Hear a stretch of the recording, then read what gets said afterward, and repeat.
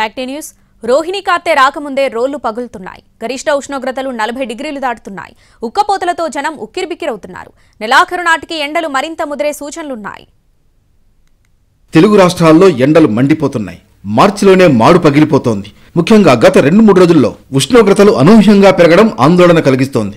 ఉదయం 10 నుంచి సాయంత్రం 5 గంటల వరకు ఎండల తీవ్రత అధికంగా ఉంటుంది. మరోవైపు ఉక్కపోతతో ఉక్కిరిబిక్కిరవుతున్నారు జనం. ప్రస్తుతం హైదరాబాద్ గరిష్ట ఉష్ణోగ్రత 40 డిగ్రీల స్థాయిలో ఉంది.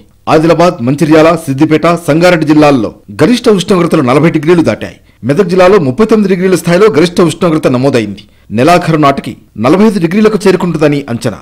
ఆంధ్రప్రదేశ్లో కూడా గరిష్ట ఉష్ణోగ్రతలు 40 డిగ్రీల స్థాయికి చేరుకున్నాయి.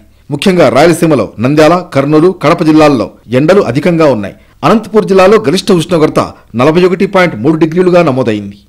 దక్షిణ భారతదేశంలోని పలు ప్రాంతాల్లో సాధారణ స్థాయి కంటే 2 నుంచి 4 డిగ్రీల అధిక ఉష్ణోగ్రతలు నమోదవుతున్నాయి. మరో 4-5 రోజులు ఇదే పరిస్థితి కొనసాగే అవకాశం ఉంది. ఉత్తర కర్ణాటకలో హీట్ వేవ్ పరిస్థితులు ఏర్పడొచ్చని అంచనా వేస్తున్నారు నిపుణులు. ఎండల తీవ్రత పెరుగుతుండడం వల్ల పలు జాగ్రత్తలు తీసుకోవాలని సూచిస్తున్నారు వాతావరణ నిపుణులు.